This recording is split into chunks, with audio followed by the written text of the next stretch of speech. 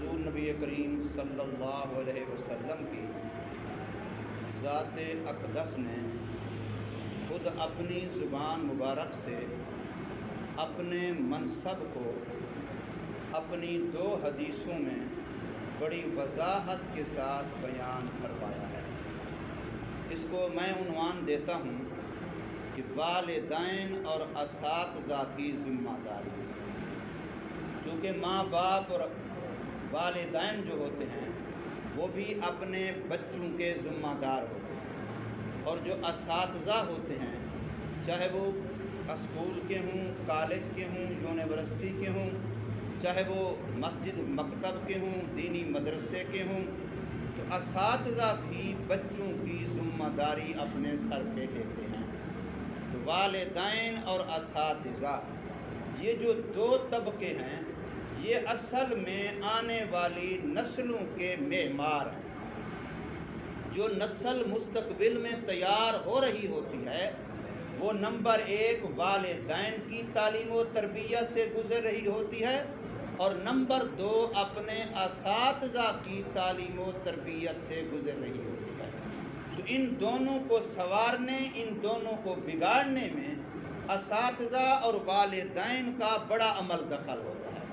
अगर बच्चे को माँ बाप अच्छे मिल जाएं, बच्चे को माँ बाप की तरबियत तालीम का माहौल अच्छा मिल जाए, बच्चे को अगर असातिज़ा अच्छे मिल जाएं, बच्चे को अगर असातिज़ा की तालीम व तरबियत का माहौल बेहतर मिल जाए तो बच्चे की ज़हनी नश्व व नुमा बड़ी अच्छी होती है। बच्चा अच्छे माहौल में तरबियत पाने की वजह से अच्छी सोसाइटी का एक बेहतरीन और अच्छा फ़र्द बन जाता है, सोसाइटी की एक अच्छी इकाई का किरदार अदा कर सकता है। कब?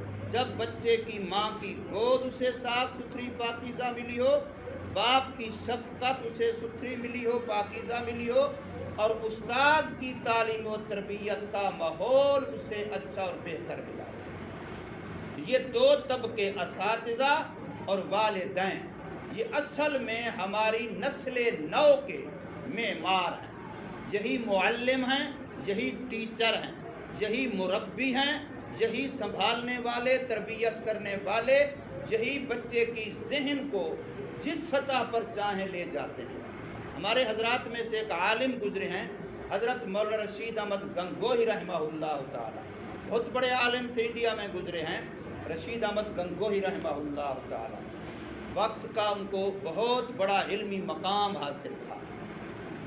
उन्होंने एक दिन एक मक़ूले में मलफूज में इरशाद फरमाया कि उस्ताद जो बच्चे की तालीम व तरबियत करता है उसके 3 स्टेप, 3 कैटेगरियाँ बन सकती हैं। एक उस्ताद वो होता है जो अपने बच्चे को अपने शागिर्द की हैसियत से, महताज की हैसियत से, कम तर और घटिया छोटे होने की हैसियत से कि मैं उस्ताद हूँ ये शागिर्द है, मैं ऊपर हूँ ये नीचे है, मैं आला हूँ ये कमतर है, और यूँ बच्चे के इल्म के लिहाज से भी ये कमज़ोर है, सोच व ज़हन के लिहाज से भी ये कमज़ोर है, सलाहियत व लियाक़त व इस्तेदाद के लिहाज से भी ये कमज़ोर है। तो बच्चे को अपने से कमतर देखते हुए उसको उसी दर्जे का कि तू बड़ा नालायक है, तू बड़ा घटिया है, तू बड़ा कमज़ोर है, तू बड़ा निकम्मा है, तू बड़ा निकोतर है, फलां फलां कहते हुए यूँ बच्चे की तरबियत करता है। तो हज़रत फरमाते हैं मैं इसको उस्ताद नहीं मानता, ये उस्ताद नहीं है, ये मुरब्बी नहीं है, ये मुअल्लिम नहीं है, ये उल्टा बच्चे को बिगाड़ने वाला है। और दूसरा फरमाते हैं उस्ताद का दर्जा फिर ये है कि वो अपने बराबर में अपने शागिर्द को ले आता है कि मैं जिस मेयार का हूँ, जिस मर्तबे का हूँ, जिस सोच का हूँ, तो मेरा शागिर्द इसके बराबर, वो उसको अपने बराबर की सतह पे लाना चाहता है। उसकी तालीम, उसकी तरबियत, उसकी देखभाल वो इसी अंदाज से करता है। तो फरमाया ये उस्तादों में शुमार तो होगा लेकिन अदना दर्जे का उस्ताद है, अदना दर्जे का टीचर है, ये अच्छा उस्ताद कहलाने के काबिल नहीं है। अच्छा उस्ताद हज़रत फरमाते हैं तीसरी कैटेगरी ये है कि जो अपने शागिर्द को अपने से ऊपर देखना चाहे اور اس کی تعلیم تربیت اس انداز سے کرے، بچے کو یہ کہے کہ بھی جب ہم پڑھا کرتے تھے، جب ہمارا وقت تھا بچپن کا، اس وقت تو سہولیات نہیں تھے، اس وقت تو یہ چیزیں میسر نہیں تھیں، فلاں چیز میں مسئلہ تھا، فلاں چیز میں مسئلہ تھا۔ آج تو اللہ کی رحمت ہے، آپ لوگوں کے لیے بڑی سہولیات ہیں، بڑے ذرائع ہیں، بڑے اسباب ہیں، بڑے وسائل ہیں، اور آپ لوگ ماشاءاللہ آپ کو ماں باپ اچھے ملے، پڑھے لکھے ملے، ماحول اچھا ملا، تعلیم یافتہ ملا، تربیت والا ملا، آپ لوگ ہم سے آگے بڑھ جاؤ گے، تمہارا میدان بہت آگے ہے، تم بڑے ترقی کرو گے۔ اس کو اتنا زیادہ بلند ہمت بنائے، اتنا زیادہ اس کی حوصلہ افزائی کرے کہ بچہ واقعتاً اپنے آپ کو یہ سمجھے کہ میرے لیے آگے ایک بہت بڑا میدان ہے جس میں میں اپنی کامیابی کے جھنڈے گاڑ سکتا ہوں، میں کامیابی کے درجے مرتبے حاصل کر سکتا ہوں، اس کو حوصلہ افزائی کرائے۔ اس پر مجھے یاد آ رہا ہے قرآن مجید سورہ انفال کے اندر اللہ تبارک و تعالی نے غزوہ بدر کا تذکرہ فرمایا۔ غزوہ بدر آپ کو پتہ ہے اسلام اور کفر کی سب سے پہلی وہ جنگ ہے جس میں مسلمان تعداد کے لحاظ سے بھی تھوڑے تھے، اسلحہ کے لحاظ سے بھی کمزور تھے، اور مالی لحاظ سے بھی کمزور تھے۔ کچھ تو مہاجرین تھے جو بیچارے مکہ سے بیزار و مجدگار سب کچھ مکہ میں چھوڑ کے 3 کپڑوں میں مدینہ آ گئے تھے، کچھ تو وہ تھے بیچارے، اور ابھی نیا زمانہ تھا ان کا وہاں سے آئے ہوئے، کوئی زیادہ وقت عرصہ نہیں گزرا تھا، ابھی سنبھل نہیں پائے تھے، ابھی اپنے پاؤں پہ کھڑے نہیں ہو پائے تھے کہ یہ جنگ کا مسئلہ آ گیا۔ تعداد ان کی 313 ہے، اونٹ گھوڑے ان کے پاس نہ ہونے کے برابر ہیں، تلوار تیر نیزے زرہیں ان کے پاس نہ ہونے کے برابر ہیں، اور ان کے مقابلے میں جو لشکر ہے وہ 1000 کے برابر ہے، مسلح ہے، اونٹوں گھوڑوں والا ہے، دولت والا ہے، سرداروں کا ہے، چودھریوں کا ہے، بڑے بڑے بلند لوگوں کا ہے۔ اب یہ ان کا ٹکراؤ ہو رہا ہے، لیکن قرآن مجید نے سورہ انفال میں اس غزوہ بدر کے بارے میں مسلمانوں کو یہاں 6 ہدایات کی۔ ان 6 ہدایات میں سے سب کو بیان کرنا میرا اس وقت مقصود نہیں ہے۔ پہلی ہدایت قرآن یہ کرتا ہے کہ تم جب میدان جنگ میں اترو دشمن کے مقابلے میں تو اپنی ہمت کو بلند رکھنا۔ پہلی ہدایت یہ کی ہے کہ بے شک تمہارے مقابلے میں 1000 کھڑا ہے اور تم 313 ہو، تمہارے مقابلے مسلح کھڑے ہیں، تم خالی ہاتھ ہو، وہ اسلحہ لے کے کھڑے ہیں، تمہارے پاس ڈنڈے بھی پورے نہیں ہیں، وہ امیر و سردار مالدار کھڑے ہیں، تم غریب و ناچار و نادار ہو، لیکن ہمت بلند رکھنی ہے۔ یہ پہلی ہدایت کی ہے اللہ تبارک و تعالی نے غزوہ بدر کے ان 313 نہتے مجاہدین کو کہ ثابت قدم رہنا ہے، ہمت اونچی رکھنی ہے، ہمت کمزور نہیں کرنی۔ یہ پہلی ہدایت کی۔ دوسری ہدایت اس کے بعد اللہ نے فرمایا کہ اللہ کو کثرت سے یاد کرنا ہے، دل کا تعلق اللہ سے ٹوٹنے نہیں دینا۔ اب ذرا اندازہ لگاؤ، صرف 2 نمبروں کا تقابل دیکھ لو، ایک ثبات قدمی بلند ہمتی ہے اور ایک طرف اللہ کا ذکر ہے۔ اللہ کا ذکر تو بہت بڑی نیکی ہے، کتنی بڑی نیکی ہے، قرآن بار بار کہہ رہا ہے۔ اللہ نے ذکر کے بارے میں کثرت کا لفظ فرمایا، کسی اور عبادت کے بارے میں کثرت کا لفظ نہیں فرمایا، لیکن فرمایا ذکر بعد میں ہے، بلند ہمتی پہلے ہے۔ بلند ہمتی کو پہلا نمبر دیا، ذکر الہی کو بھی دوسرا نمبر دیا۔ اس لیے میں یہ عرض کر رہا ہوں کہ استاد ہو یا والدین ہوں، ان نے اپنی اولاد کی تربیت کرنی ہے تو کبھی بچے کو تانا نہیں دینا جس سے وہ سمجھے کہ شاید میں یہ کام کر ہی نہیں سکتا، میں تو نکما سا ہوں، میں تو کمزور ہوں، میری ہمت تو جواب۔ اس کو کم ہمت نہیں ہونے دینا، ہمیشہ اس کا حوصلہ بڑھانا، ہمیشہ اس کا حوصلہ بلند رکھنا، ہمیشہ اس بچے کو شاباش دینا، ہمیشہ اس بچے کو شاباش دینا۔ یہ کوئی مسئلہ ہے، یہ بھی کوئی کام ہے۔ ایک قصہ لکھا ہے، حکایت لکھی ہے کہ ایک بچی جس کی شادی ہو گئی تھی، ماں باپ کے گھر آئی تو بڑی دل برداشتہ ہو کے اور آتے ہی رو کر کے ابو کو کہا، ابو میں نے اس گھر میں واپس نہیں جانا، میرے سسرال، میرے وہ خامد والے، میری ساس، میرا سسر مجھے بڑا تنگ کرتے ہیں، میں بس زندگی سے ہاتھ دھو بیٹھوں گی، میں ان کے پاس نہیں جاؤں گی، مجھے مار دو، مجھے یہ کر دو، میں بڑا आखिरी फैसला करके आई। तो बाप ने बजाय इसके उसके आंसू को देख के वो भी आंसू बहा देता, वो भी हिम्मत ख़त्म कर देता। उसने कहा बेटा कोई बात नहीं बेटा, ऐसी कौन सी बात है, ऐसे तो मसला ऐसे मैं हल कर दूंगा, आपके लिए जो आसानी हो जाएगी। तो अब उस बाप ने बच्ची की हिम्मत घटाने के बजाय, उसकी आंखों में आंसू देख करके खुद आंसू बहाने के बजाय, उसको कम हिम्मत बनाने के बजाय उसकी हौसला अफजाई की, और ऐसे ढंग से की है कि वही बच्ची उसी घर में सदा बहार खुशखुरम ज़िंदगी गुजार रही है। तो मैं अर्ज़ ये करना चाहता हूँ, एक है वालिदैन का तबका और एक है असातिज़ा का तबका। इन्हीं से हमारी नस्ल नौ को वास्ता पड़ता है। मेरी अगर औलाद है तो मेरे से तरबियत पाएगी, मेरी वाइफ अपनी माँ से तरबियत पाएंगे और अपने असातिज़ा से तरबियत पाएंगे। नस्ल नौ हमारी इन्हीं के हाथ में है।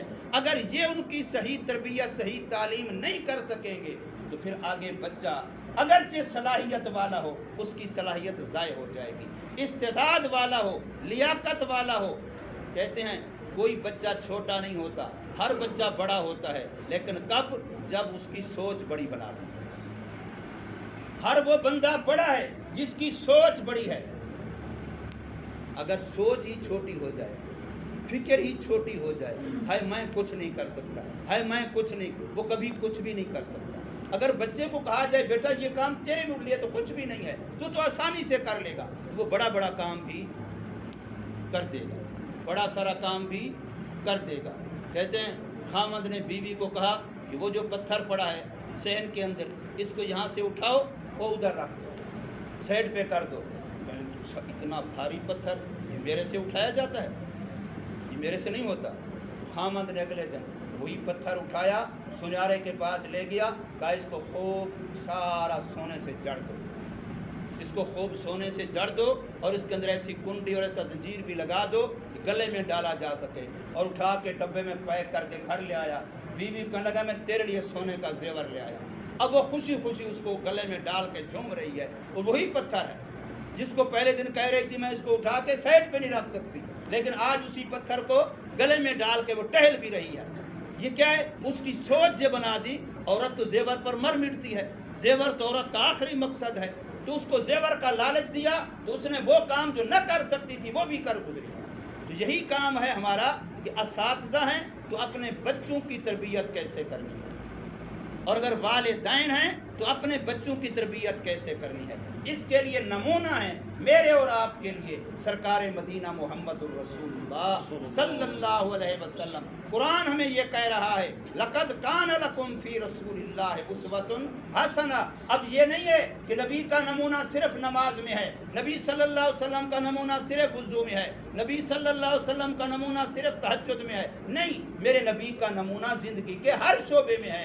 बच्चों की तरबियत कैसे करनी है, इसमें भी मेरे नबी का नमूना है। मुअल्लिम कैसा होना चाहिए, टीचर कैसा होना चाहिए, मुअल्लिम मुरब्बी कैसा होना चाहिए, इसके लिए मेरा नबी सल्लल्लाहु अलैहि वसल्लम नमूना है। मेरे आका ने इरशाद फरमाया इन्नमा बुइस्तु मुअल्लिमा, मैं उस्ताद बना करके भेजा गया। हदीस पाक में वाक़या मशहूर है, आप सब ने सुना होगा। इब्तिदाए इस्लाम का ज़माना है, मदीना तैयबा के अंदर हिजरत करके रसूल सल्लल्लाहु अलैहि वसल्लम तशरीफ़ ला चुके हैं, मस्जिद नबवी बन चुकी है। एक आदमी निया मुसलमान होता है, मस्जिद के आदाब से वाकिफ़ नहीं है, अहकाम इस्लाम नहीं जानता। और आपको पता है जो अरब की जहलियत का दौर था उनके यहाँ नंगा होना कोई ऐब नहीं था। और आजकल भी हमारे लोग जो उन यूरोप की तकलीद करते हैं ना, जिन उनके पीछे मर मिटते हैं, वो यही है, औरतें मर्द नंगा होने में कोई ऐब नहीं है। उनके यहाँ नंगा होना कोई ऐब नहीं था। एक दूसरे के सामने पेशाब के लिए कपड़ा हटा के बैठ जाते थे। अब वो मुसलमान निया हुआ, लेकिन अभी तरबियत तो नहीं हुई थी, अभी माहौल तो नहीं देखा था, मसाजिद के हकाम से भी नावाकिफ था। तो पेशाब का तकाजा हुआ छोटे का, तो मजमे से थोड़ा सा एक तरफ हो करके वही मस्जिद नबवी पेशाब करने लगा। यह कुरान में हदीस पाक में वाक़या मौजूद है, बुखारी शरीफ के अंदर खड़ा है। उधर पेशाब करने लग गया। किसी सहाबी ने देखा तो फौरन धमकाया उसको, ओए ओए क्या कर रहा। मेरे आका सल्लल्लाहु अलैहि वसल्लम ने फौरन रोक दिया, कुछ न कहो, कुछ न कहो, उसको रोक दिया हुजूर सल्लल्लाहु अलैहि वसल्लम। इसको धमकी ना दो, इसको डराओ नहीं, इसको भगाओ नहीं। اب وہ بیٹھ کے اس نے پیشاب مکمل کر لیا۔ جب پیشاب مکمل کر لیا، اب میرے آقا نے فرمایا ایک صحابی سے، جاؤ پانی کا ڈول بھر کے لو، اس جگہ کو دھو۔ اب وہ جگہ پاک کرا دی، پھر اس بندے کو بلایا۔ دیکھو بھائی، مسجدیں اللہ کے ذکر کے لیے ہوتی ہیں، اللہ کی نماز کے لیے ہوتی ہیں، تلاوت قرآن کے لیے ہوتی ہیں۔ یہ 3 مقصد بتائے رسول اللہ صلی اللہ علیہ وسلم نے مسجد کی تعمیر کے، اور پھر فرمایا یہ ایسا نہیں کرتے۔ اب وہ صحابی، وہ بندہ جو نیا آیا تھا، وہ ایسا حضور صلی اللہ علیہ وسلم کی اس محبت کی تعلیم کا گرویدہ ہوا کہ جا کر کے اپنے پورے قبیلے کو کہنے لگا کہ میں نے ایسا مربی کبھی نہیں دیکھا۔ حق تو یہ تھا کہ یہ مجھے جھڑکتے، یہ مجھے ڈانٹتے، یہ مجھ پر غصہ کرتے، لیکن اس نے غصہ کرنے کے بجائے دوسروں کو بھی روک دیا کہ اس کے ساتھ غصہ نہیں کرنا، اس کو ڈانٹنا نہیں ہے، جھڑکنا نہیں ہے، بلکہ میرے سے کتنے پیار سے، کتنی محبت سے مجھے مسجدوں کے احکام بھی بتلائے اور مجھے زندگی کا سلیقہ بھی بتلایا۔ اس حسن تعلیم پر، حسن تربیت پر پورا قبیلہ مسلمان کر کے بولے۔ یہ ہے اصل میں وہ والدین کا مقام، یہ ہے وہ اپنے اساتذہ کا مقام، جو رسول اللہ صلی اللہ علیہ وسلم فرما رہے ہیں کہ تعلیم کرنی ہے تو یوں تعلیم کرو، ایسی خوبصورت انداز کی تعلیم دو کہ جو جس کو تم سمجھتے ہو نکٹھو ہے، نکما ہے، کند ذہن ہے، وہ بھی اعلیٰ درجے کی تعلیم حاصل کر سکتا ہے جب تعلیم دینے والا ہے۔ ہمارا شعبہ ہے قرآن مجید کا، کتابوں کا۔ بعض بچے ایک استاذ کے پاس وہ مار اس کا کچومر نکال دیتے ہیں، وہ جو نہیں پڑھ سکتا، لیکن دوسرے استاذ کے پاس لے جاتے ہیں، وہ بڑی محبت اور پیار سے بچے کو ایسے پڑھاتا ہے کہ پتہ بھی نہیں چلتا، بچہ حافظ بھی بن جاتا ہے۔ یہ اصل میں استاذ کی مہارت ہوتی ہے۔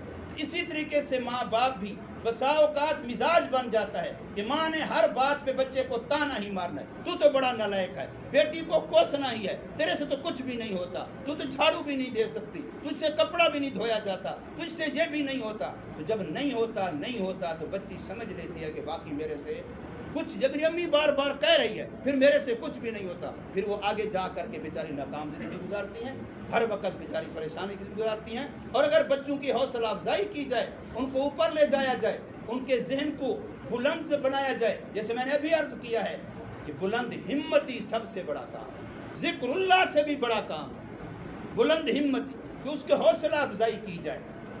میرے آقا صلی اللہ علیہ وسلم کی حدیث ہے، آپ نے اس حدیث میں جو میں نے ابھی پڑھی ہے، انما بعثت معلما، اپنے آپ کو ٹیچر بتلایا ہے، استاذ بتلایا ہے، معلم بتلایا ہے، سکھلانے والا بتلایا۔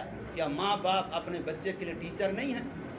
سب سے پہلا ٹیچر تو ماں ہے، سب سے پہلا مدرسہ ماں کی گود ہے، سب سے پہلے تعلیم گاہ، تربیت گاہ بچے کے لیے ماں کی گود ہے، باپ کے آنگن ہیں، باپ کے بازو ہیں، باپ کی شفقتیں ہیں۔ سب سے پہلے تو یہاں سے پھر بچہ کسی ادارے میں جائے گا، اسکول مدرسے میں جائے گا، وہ تو بعد میں جائے گا، پہلے تو ماں باپ ہیں، پھر اسکول میں جائے گا، ادارے میں جائے گا، تو کتنے گھنٹے وہاں گزارے گا اور کتنے گھنٹے گھر میں اپنے ماں باپ کے ساتھ گزارے گا۔ تو اپنے بچے کی تعلیم اور تربیت میں بھی رسول اللہ صلی اللہ علیہ وسلم کو اسوہ حسنہ بنائیے، نمونہ بنائیے۔ اور دوسرا کام ماں باپ کا بھی، استاذ کا بھی تربیت ہے، تعلیم کے بعد تربیت ہے۔ اور تربیت کے بارے میں رسول اللہ صلی اللہ علیہ وسلم کی حدیث ہے، انما بعثت لاتمم مکارم الاخلاق۔ اب یہاں تھوڑی سی اگر کسی کو عربی کا پتہ چلتا ہے تو لفظ حضور نے بولا لاتمم، لعلم نہیں بولا، یہ نہیں بولا کہ میں اس لیے بھیجا گیا ہوں کہ میں اخلاق کی تعلیم دوں، میں اخلاق سکھلاؤں، یہ نہیں فرمایا۔ فرمایا لاتمم، اخلاق کے جتنے درجات ہو سکتے ہیں میں سب سے اوپر والے درجے پہ اپنی امت کو لے جاؤں، اتمم، تام کر دوں، مکمل کر دوں، تمام کر دوں، اخلاق کی ساری حدیں پوری کر دوں۔ اپنی امت کو میں اس اخلاق پہ لے جانا چاہتا ہوں، پتہ چلے کہ جو امت محمدیہ علیہ السلام کا فرد ہے۔ تو میرے آقا صلی اللہ علیہ وسلم نے مجھے اور آپ کو بتلا دیا کہ اپنے بچوں کی نسل نو کی، نو خیز کی، نو مالود کی، چھوٹوں کی تربیت کیسے کرنی ہے اور تعلیم کیسے دینی ہے۔ اور یہ ہر ماں باپ کا فرض ہے، ذمہ داری ہے، اور ہر استاذ کی ذمہ داری ہے۔ اللہ تبارک و تعالی ہمیں اپنی نسل نو کو اسی ماحول میں، اسی نہج سے ان کی ذہنی جسمانی تربیت کرنے کی، تعلیم دینے کی توفیق عطا فرمائے۔